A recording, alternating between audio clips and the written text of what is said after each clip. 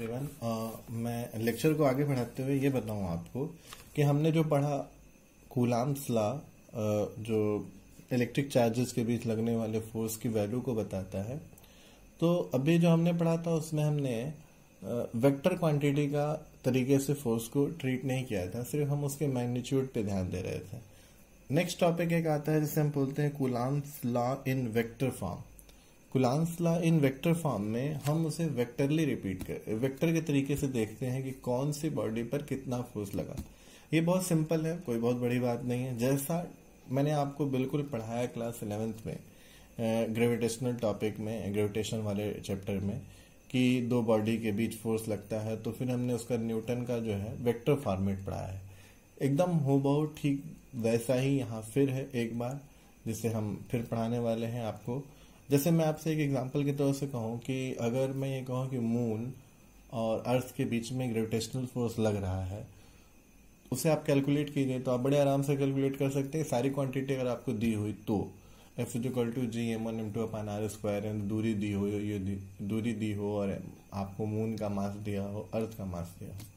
लेकिन एक सवाल आपसे पूछा जाए कि अर्थ जो है वो मून पर कितना फोर्स लगा रही है और मून अर्थ पे कितना फोर्स लगा रही है, तो आपका जवाब होता है सर फोर्स दोनों का बराबर है।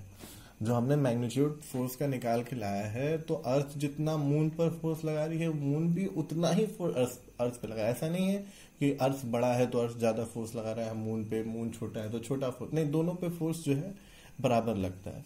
ठीक कुछ वैसा ही है वेक्टर फॉर्म में कि अगर दो चार्जेज हैं, एक तरफ ज्यादा चार्ज एक तरफ कम चार्ज, तो ऐसा नहीं है ज्यादा चार्ज कम चार्ज एक दूसरे को अलग अलग फोर्स से अट्रैक्ट चाहे रिपेल करते हैं, वो बिल्कुल इक्वली बात चलती है उनकी।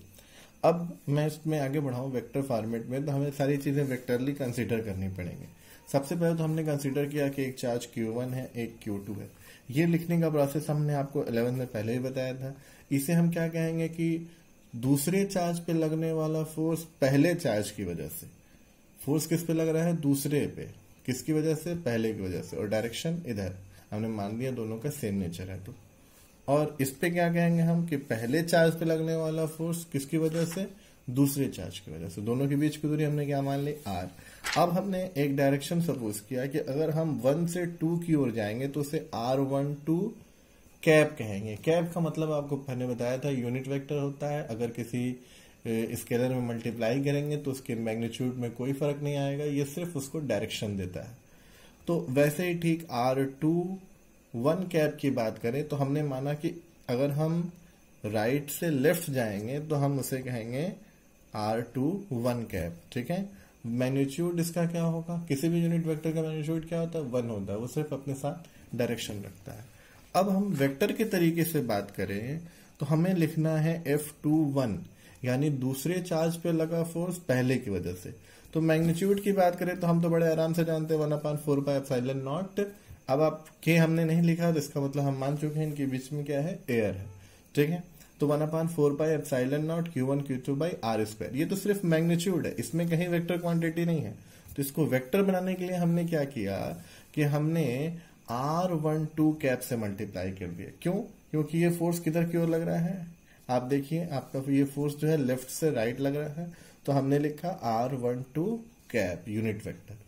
ठीक इसी तरह अगर हम पहले चार्ज पे लगने वाले फोर्स की बात करें तो मैग्नीट्यूड तो वही रहेगा 1/4πε0 Q1 Q2/r²। पर हम जो इस पे जो फोर्स लग रहा है Q1 पे, वो Q2 की वजह से राइट टू लेफ्ट लग रहा है। तो अब हम जो डायरेक्शन यूज करेंगे वो करेंगे r21 कैप करेंगे।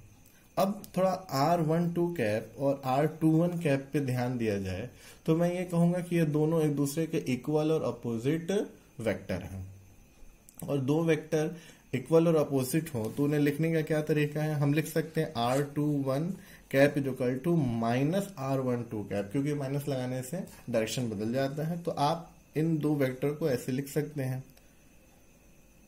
ठीक है, यूनिट वेक्टर है ये। वेक्टर वेक्टरली बराबर एक दूसरे के मैग्नीट्यूड में एक दूसरे के बराबर है, क्योंकि इन दोनों का मैग्नीट्यूड 1 है, बट वेक्टरली बराबर नहीं है क्योंकि इन दोनों का डायरेक्शन एक दूसरे के अपोजिट है। तो हम r21 की जगह क्या लिख सकते हैं? -r12 कैप लिख सकते हैं। अब अगर आप सेकंड इक्वेशन में जरा ध्यान देखें, जहां आपका R21 कैप है सेकंड इक्वेशन में F12 की जगह, तो उसी में सेकंड इक्वेशन को उठाकर F12 is equal to 1/4πε0 Q1 Q2 by R square. R21 cap की जगह मैं क्या लिख सकता हूं, -R12 कैप लिख सकता हूं। तो अगर ये लिख सकता हूं तो मैं माइनस को बिल्कुल बाहर ला दिया, बाकी सारी चीजों को ब्रैकेट में लिख दिया, 1/4πε0 Q1 Q2 by R square, और हमने क्या कर दिया, R1 कैप कर दिया। ये सारी चीजें हमने ब्रैकेट में डाल दी, माइनस बाहर रखा। अब इस क्वांटिटी को ध्यान से देखिए तो ये किसके बराबर है। अगर इक्वेशन 1 पे आप नजर दौड़ाइए तो देखिए 1/4πε0 Q1 Q2 by R square R12 cap, यहां भी तो वही चीज लिखी है। यानी ये सारी चीजें अगर इक्वेशन 1 पे हम ध्यान दें तो जो RHS है इसका RHS है बराबर है, और ये बराबर है आप देखिए तो F21 वेक्टर के। तो इन ये जो बॉक्स में हमने लिखा है इसकी जगह हम लिख सकते हैं क्या, F21 वेक्टर। तो ये आ जाएगा F12 equal to minus F21 vector.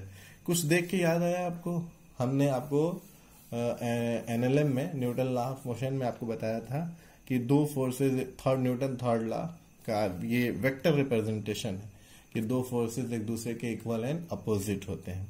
Magnitude में तो बराबर है पर वेक्टरली बराबर नहीं है, वेक्टरली बराबर नहीं क्योंकि उनका डायरेक्शन एक दूसरे के अपोजिट है। तो इस बॉक्स को देख के हम जो हमने ये जो वेक्टर लॉ पढ़ा, इस वेक्टर हमने पढ़ा वेक्टर फॉर्मेट, इससे हमें क्या फायदा मिला। तो इम्पोर्टेंस ऑफ वेक्टर फॉर्म, ये दो लाइनें बहुत इंपॉर्टेंट है, आप इसे याद रखिएगा। पहला लाइन क्या कहता है, कहता ये है कि जो कूलाम का लॉ है, इलेक्ट्रिक चार्जेस के बीच लगने वाले फोर्स का लॉ है, वो फोर्स का लॉ न्यूटन थर्ड लॉ को ओबे करता है, यानी उसको फॉलो करता है, यानी obey Newton third law of motion. कौन सा law, Coulomb's law Newton third law को फॉलो करता है। दूसरा एक और क्या बात है कि they are the central forces. Coulomb's के जो फोर्सेज हैं वो सेंट्रल फोर्सेज होते हैं। सेंट्रल फोर्सेस का क्या मतलब होता है, आप थोड़ा ध्यान से देखिएगा, मैं आपको बताता हूं कि ये दोनों जो चार्जेस हैं, इन दोनों को मिलाने वाली लाइन आप खींचिए, इन दोनों लाइन को आप बड़ा भी कर सकते हैं। तो हम आपसे ये कहना चाहते हैं सेंट्रल फोर्स का मतलब, सेंट्रल फोर्स का मतलब होता है वैसे फोर्स जो उन दोनों पार्टिकल या दोनों सिस्टम के मिलाने वाली लाइन के अलोंग लगे। अलोंग लगेगा क्या मतलब सर, अगर मैं मान लो दोनों पॉजिटिव हैं तो दोनों एक दूसरे को रिपेल करेंगे तो इसी लाइन के अलोंग रिपेल करेंगे, ठीक है। और एक पॉजिटिव एक नेगेटिव है तो अगर अट्रैक्ट करेंगे तो इसी लाइन के अलोंग अट्रैक्ट करेंगे। ऐसा नहीं कि एक यहां चार्ज है तो ये एंगल पे फोर्स लगे, कहां लगेगा, लाइन के अलोंग ही फोर्स लगेगा, चाहे अट्रैक्टिव हो चाहे रिपल्सिव हो।